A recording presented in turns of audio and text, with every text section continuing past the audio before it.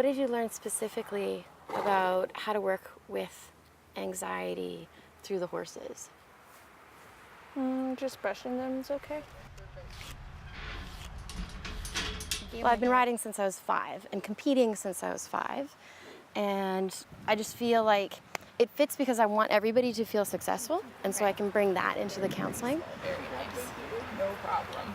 So before we start walking, we're just going to do a couple of deep breaths and kind of ground ourselves and kind of relax a little bit and kind of connect with Buddy, check in with how he's doing. Well, let's say there's a client who has anxiety issues. Well, you put them in with a horse, and often those anxiety issues are going to come up in some way right in front of you, and it gives you that opportunity in the moment as it's happening to help them work through it. And then we bridge it to what we call real life off the farm so that it helps away from here. Chance! Well, we've got a bit of a obstacle set out where we're going to see if you can get her to walk over and follow you over an obstacle. And that kind of is a bit of a metaphor for when we reach obstacles in our life and how do we navigate those with the people we care about. Interesting. So she stepped on it and she didn't walk quite over the middle of it. So what does that what could you maybe adjust for the next time of wanting to go over the middle? Step further out so I can get her where I want. Yeah. So you can kind of adjust where you step so that she walks. That's awesome.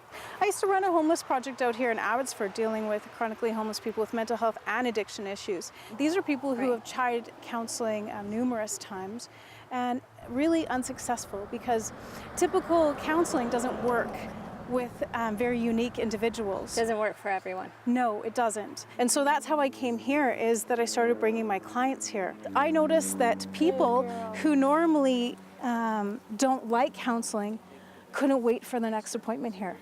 And I was like, oh, there's something magical's happening. My depression got to the point where I needed medication. So we went to the hospital and they recommended counseling first. So my mom forced me here, like not mainly, just like, you need to go, like you need to get better, which I have been. And then I got on medication. And Chance is actually my competitive horse as well. She does work with anxiety, depression, and trauma, and jumps on the weekend. 1, 2, 3, up, jump. Last year on August 1st, 2015, I was hit by a truck and I had to have multiple surgeries. Was in critical care, ICU for about 32 days. Good boy. Of course, I still have like my bad days, but like before, it was like constantly. It was actually where I had to be monitored because I would just go off and do stuff like self-harm and stuff. But like I don't do that anymore. It's just kind of a calm like place.